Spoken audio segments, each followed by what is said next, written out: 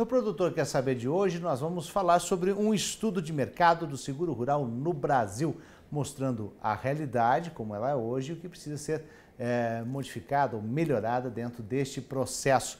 Nós recebemos aqui o gerente de projeto da consultoria Bain Company, Rafael Martins. Muito obrigado pela participação. Bom dia. Obrigado pelo convite, bom dia. Vamos falar um pouquinho sobre a realidade do que identificou esse estudo, né? Como é que ele foi feito, primeiramente, esse estudo? Claro, o estudo é uma parceria entre a Bain Company e o IRB, que é o Instituto de Resseguros do Brasil, e que visa melhorar a oferta de seguro rural no Brasil. O Brasil hoje tem apenas 8% de penetração do seguro rural, ou seja, de toda a área agrícola-pecuária brasileira, só 8% possui seguro. E outros países, como Estados Unidos, na casa de 90%, China, 80%, Argentina, aqui do nosso lado, 50% a 60%. Então, a visão é que em outros mercados esse produto é muito mais desenvolvido e estamos tentando entender, tanto do ponto de vista do governo, como do ponto de vista das empresas privadas, o que tem que ser feito para melhorar essa oferta, para que o produtor compre mais esse produto e que tenha um produto mais adequado às necessidades deles. Primeiramente, vamos contar como é que funciona hoje o seguro, um histórico desse seguro, dessa consolidação que ainda falta no Brasil em relação ao seguro rural. Como é que ele funciona hoje? Esse é um mercado que cresceu muito no Brasil nos últimos anos, tem crescido 30% a 40% ao ano. Ele até 2005 era praticamente não existente.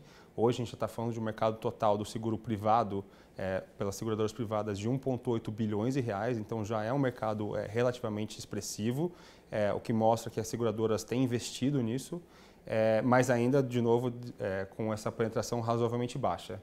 O seguro hoje tem duas modalidades. O seguro que ele é subsidiado ou subvencionado pelo governo, tanto pelo governo federal, às vezes como pelos governos estaduais, mas principalmente pelo governo federal através do PSR, e algumas apólices que são vendidas independentemente do apoio do governo. Especificamente em 2016 foi o primeiro ano em que esses dois mercados, o que tem subvenção e o que não tem, foram mais ou menos o mesmo tanto. Dos 1,8 bilhões, mais ou menos 900 milhões com subvenção e 900 milhões sem subvenção. Agora, dentro desse processo, o que vocês identificaram? Como é que é a construção hoje desse seguro no Brasil? Aí você envolvendo também, podemos falar um pouquinho de Proagro, podemos falar como é que funciona hoje no Brasil essa sistemática? Existe ainda, além desse seguro rural, que eu estava comentando do 1,8, tem o Proagro, né, que também, no final das contas, é um seguro, mas é um seguro gerido pelo Banco Central. Naturalmente não é a maior especialidade do Banco Central. O Banco Central do Brasil é super competente, mas não é uma seguradora.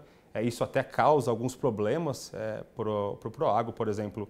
Se você compara o tempo para você receber o valor do seu sinistro do seguro privado e do Proagro, no seguro privado isso chega muito mais rápido, porque o processo de regulação de sinistro, o processo de liberação de dinheiro é uma coisa que as seguradoras fazem muito melhor e conhecem muito mais do que um produto que acaba sendo gerenciado pelo Banco Central, com todas as dificuldades operacionais de fazer isso dentro de um ente que tem outras prioridades principais para o Brasil.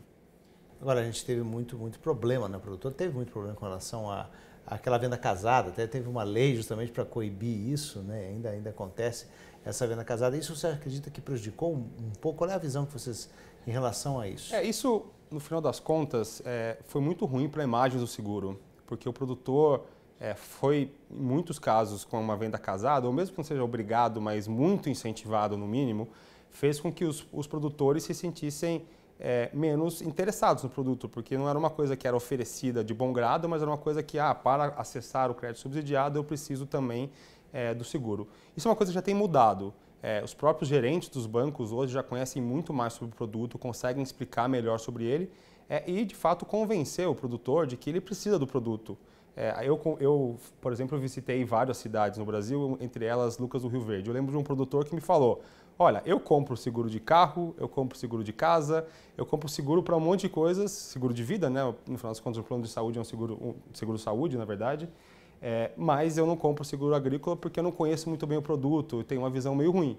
Então, não é que o produtor não goste de seguro ou não seja uma pessoa que tente se proteger, mas ainda tem essa visão um pouco negativa, um pouco pejorativa, e é uma das coisas que tem sido trabalhada para melhorar no Brasil. Primeiro, a imagem do seguro rural. A imagem é uma delas. Então, de fato, E a melhoria da imagem passa muito pela ponta, né? E você ter um contato direto com o produtor, que ele se sinta mais amparado. Que ele saiba, por exemplo, na hora do sinistro, de ter um problema climático e afetar a lavoura dele, que ele saiba de fato para quem que ele vai ligar, com quem que ele vai falar, qual que é o processo. A gente já viu muitos casos em que o sinistro não foi liberado pela seguradora porque o produtor não seguiu as regras que estavam no contrato, como, por exemplo, você tem que plantar dentro da faixa do zoneamento climático, você não pode colher antes da visita do regulador do sinistro, várias coisas que estão explicadas no contrato, mas é um contrato longo, tipicamente o produtor não lê ele inteiro e também ninguém explicou. Então você tem que ter um contato mais próximo para explicar um pouco melhor o produto, ele entender melhor o que ele tem que fazer, quais são o passo a passo daquela policy, para que dessa forma ele consiga de fato se sentir seguro de que aquela é uma proteção real para ele no caso de um problema com a lavoura dele. E no caso isso, com a falta de informação, existe a frustração e aí que a imagem do seguro acaba se perdendo. Sem dúvidas. A gente ouve muito quase uma lenda, né? Que todo mundo conhece alguém que já pediu um sinistro e não recebeu. Até quando você conversa com as pessoas, mas quem foi a pessoa que você conhece que pediu e não recebeu? Não necessariamente todas elas conhecem, mas todo mundo já ouviu falar que existe, criou essa imagem de que isso é um grande problema. Um selo. Um selo negativo. Então, a ideia é, de fato, diminuir um pouco essa percepção com comunicação, com melhor gestão, com proximidade junto aos produtores, para que eles efetivamente consigam comprar um produto que eles conheçam melhor. Porque você tenta... Várias coisas estão acontecendo ao mesmo tempo em relação ao seguro, principalmente a questão do orçamento desse seguro, dessa subvenção para o seguro rural, né? Tem até uma tentativa de uma PLS em relação à Uni, que mostra para unir Proagro com o seguro privado. Qual é a sua avaliação sobre isso? Esse é uma das grandes dificuldades para deslanchar o seguro rural no Brasil, que é o apoio do governo, né? O PSR, que é o Programa de Subvenção ao Prêmio, já chegou a ser na casa de 700 milhões, depois caiu com os cortes e congelamentos do orçamento para 400. Esse ano, inclusive, foi uma coisa super traumática, porque todo mundo esperava que ia receber, foi cortado em cima da hora, e aí gerou um super caos no setor. Foi muito ruim para a imagem do seguro, uma coisa fora da mão da iniciativa privada, porque foi uma decisão do governo na época. Recentemente, né, semana passada, foi anunciado o novo Plano Safra, um crescimento aí para 550 milhões do subsídio ao seguro, mas a nossa visão é que se você realmente quer que o Brasil cresça de forma substancial, comparar com esses grandes países, e a gente vê vantagens muito claras da penetração do seguro rural no Brasil, isso aqui não deveria estar na casa de 2 bilhões de reais e não de 400 a 550 milhões, que é o que a gente vê hoje. Em relação ao ponto do Proagro e do seguro, a nossa visão é que deveria ser separado o Proagro Mais, que é o programa para os pequenos produtores, e isso deveria continuar sendo gerenciado pelo próprio governo, que tem mais interesse na gestão dos pequenos produtores e tem mais capacidade de diálogo com eles. Mas o Proagro tradicional, na verdade, ele acaba sendo simplesmente uma iniciativa de seguro gerida pelo governo mais ineficiente e, portanto, provavelmente esse orçamento deveria ser repassado para o PSR e permitir com que as seguradoras que têm mais expertise nessa gestão tocassem esse plano. Essa é a grande modificação. Agora, justamente a questão do orçamento, ele disputar dentro do orçamento do Ministério da Agricultura, isso preocupa porque ele pode ser contingenciado hoje ainda? Hoje, da forma com que é feito, você fez o anúncio do Plano Safra, mas mesmo esses 550 milhões não estão garantidos. Ano que vem alguém ainda pode congelar esses recursos e isso, obviamente, gera muita expectativa, frustração, ansiedade no setor para saber, de fato, quanto que vai ser liberado.